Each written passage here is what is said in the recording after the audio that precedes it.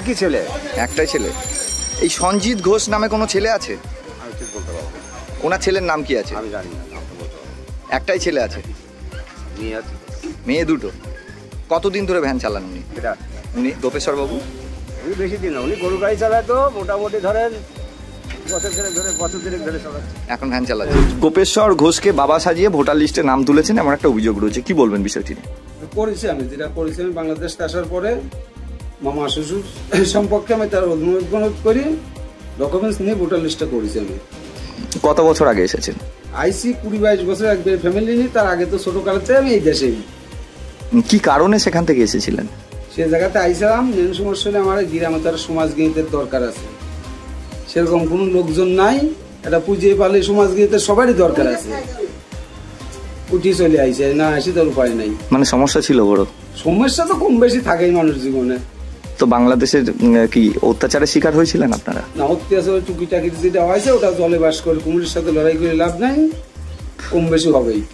তো যারা আছে তারা এখানে এসে যে বাবা সাজিয়েছেন যাকে, গোপেশ্বর ঘোষ, তিনি একজন ভ্যান চালক, তিনি বলছেন যে তিনি আপনাকে চেনেনই না। না যদি বলে তাহলে তার কিছু করার নাই, আর না বললে তার কোনো প্রমাণপত্র না দিলে তার আমার কিছু হয় নাই। কত বছর ধরে এখানে ভোটার লিস্টে নাম তুলেছেন? 14-15 বছর হবে। 14-15 বছর। এখন পরিবারে কে কে রয়েছে আপনার? পরিবারে 2 ছেলে আছে, বউ আছে, আমি আছি। মেয়ে ছিল আপনার? মেয়ে একটা ছেলে, বিয়ে দিয়েছে। আচ্ছা আচ্ছা। বর্তমানে কি কাজ বাজ করেন আপনি এখানে? বর্তমানে তো আগে আসি লোকের বাড়ি জোন খাটেছি, ভ্যান চালাইছি, প্যান্ডেলের কাজ করছি, এখন ওই টুকটাক দই বানাই বিক্রি করে, এর মাঝে সুযোগ পালে এবার জোন খাটতে যাই। যাক, সংসার চলার ব্যাপার আছে, পরিশ্রম করে চলা লাগে আর কি। আপনার নাম? আমার নাম সঞ্জিত ঘোষ। সঞ্জিত ঘোষ নামে ছেলে নেই আপনার? কটা সন্তান? আমার একই ছেলে। আর মেয়ে? মেয়ে আমার 2 মেয়ে। 2 মেয়ে। কাজ কাম কি করেন? এই কর্ম করি, ভ্যানই চালান। তাহলে আপনার নাম রয়েছে যে, আমার নাম জানতেন? হ্যাঁ জানতেন এটা? আমার নাম গোপেশ্বর ঘোষ। আপনার নাম গোপেশ্বর ঘোষ? হ্যাঁ। এবং যে নামটা উঠে আসছে, আচ্ছা, যে আপনার আরেকটি ছেলে আছে তার নাম সঞ্জিত ঘোষ, এই নামে কোনো সন্তান আছে আপনার? সঞ্জিত ঘোষ নাম করে তো আমার ছেলে নাই। নেই না, সঞ্জিত ঘোষ নামে কোনো ছেলে নেই? না। আপনার নাম একবার বলুন। আমার নাম গোপেশ্বর ঘোষ। গোপেশ্বর ঘোষ। সনজিৎ ঘোষ যিনি ভোটার লিস্টে নাম তুলেছেন, তিনি স্পষ্টত স্বীকার খেয়েছেন তিনি বাংলাদেশ থেকে এসেছেন, এবং এখানেই একজন ভ্যান চালক রয়েছেন গোপেশ্বর ঘোষ, তাকে বাবা সাজিয়েছেন। কি বলবেন বিষয়টি নিয়ে? ওটা আমার জানা ছিল না, আপনাদের কাছ থেকেই জানলাম প্রথম। এই ধরনের কাজ তো শাসক দল দীর্ঘদিন ধরেই করে আসছে, সেটা আমার জানা আছে। এই ব্লকে দীর্ঘদিন ধরে যারা ক্ষমতায় ছিল, তারা অর্থের বিনিময়ে এরকম প্রচুর অন্য জায়গা থেকে আসা, বাংলাদেশ থেকে আসা লোকের কাছ থেকে মোটা অঙ্কের টাকা নিয়ে প্রচুর ভোটার লিস্টে এরকম নাম তুলে দিয়েছে। এবং যিনি এসেছেন সনজিৎ ঘোষ, তিনি জানাচ্ছেন তিনি 22 বছর ধরে এখানে বসবাস করছেন, এবং 22 বছর আগেই তিনি ভোটার লিস্টে নাম তুলেছেন। এটা কতটা যুক্তিযুক্ত সেটাও আমার জানা নেই। উনি কত বছর আগে আসছে সেটা আমাকে জানতে হবে, আমার এখনো সম্পূর্ণ জানা নেই। কিন্তু শাসক দলের নেতারা টাকা পয়সা নিয়ে ওনাকে অন্যের ভোটার কার্ড ব্যবহার করে তাকে বাবা সাজিয়ে এই যে তাকে বিপদের মুখে ফেলে দিয়েছে আজকে, ঠিক আছে, এটা ওরা ভালো কাজ করেনি। দেখুন, এই বিষয়টা অনেক বছর আগের ঘটনাটা, তো এই বিষয়ে তো আমি সেরকমভাবে জানি না, তো তদন্ত চলছে, তদন্ত করে দেখা যাক কতটা সত্যি জিনিসটা। কি পদক্ষেপ নেবেন আপনারা? দেখুন, এটা তদন্ত করলে বোঝা যাবে। হ্যাঁ, তদন্ত সাপেক্ষে আর কিচ্ছুই না। সনজিৎ ঘোষ তিনি বাংলাদেশ থেকে এসেছেন, এসে এখানে একজনকে বাবা সাজিয়ে ভোটার লিস্টে নাম তুলেছেন, এবং যাকে বাবা সাজানো হয়েছে তিনি গোপেশ্বর ঘোষ, তিনি একজন ভ্যান চালক।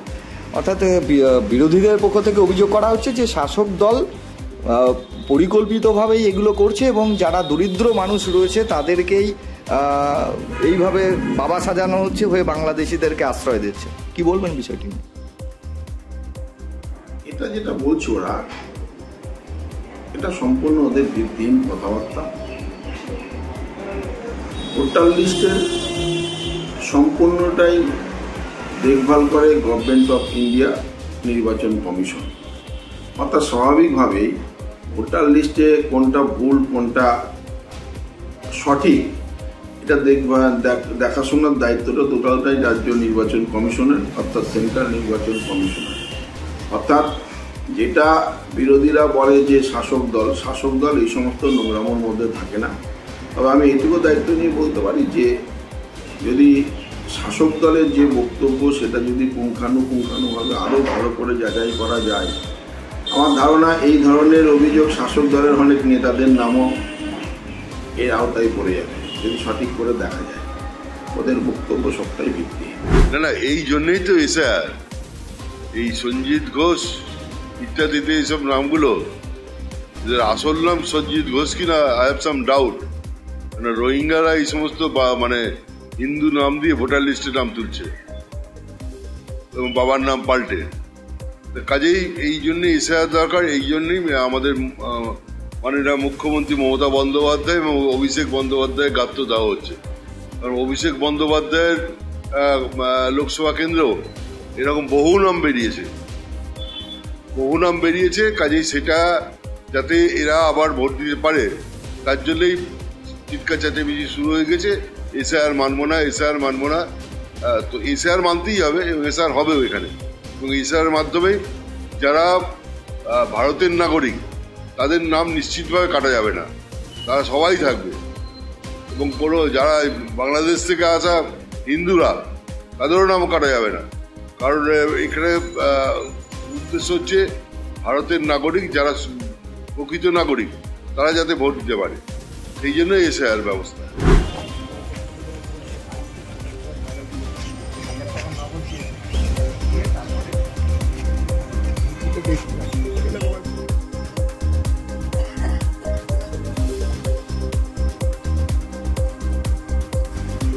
আমাদের ভিডিও ভালো লাগলে লাইক এবং শেয়ার করুন।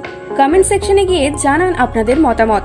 আরও ভিডিও পেতে আমাদের চ্যানেল সাবস্ক্রাইব করুন এবং প্রতি মুহূর্তে খবরের আপডেট পেতে প্রেস করুন বেল আইকন।